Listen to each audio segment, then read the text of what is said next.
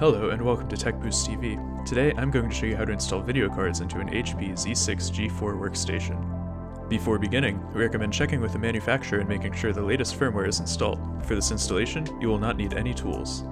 The HP Z6 G4 can support up to 3 75-watt cards or up to 2 180-watt cards or one 250-watt card, depending on the system configuration. The supported video cards are listed on the screen. To begin, ensure your computer is powered off and the power cord is unplugged. Next, press and hold the power button until the light is completely shut off to ensure there is no residual power remaining on the motherboard. To open the system, lift the latch on the side panel and lift to remove. To install a video card, identify and release the tabs holding down the slot covers for the PCIe slots. Remove the slot cover.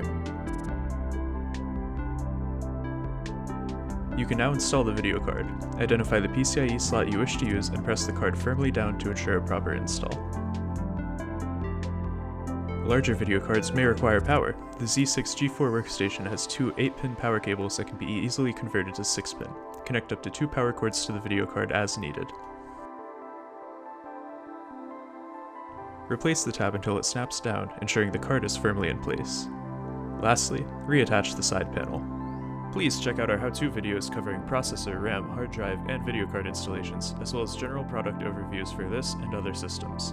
If you have found this helpful, please hit the like and subscribe buttons below. We welcome suggestions on how to make these more useful, so please don't be shy requesting more content.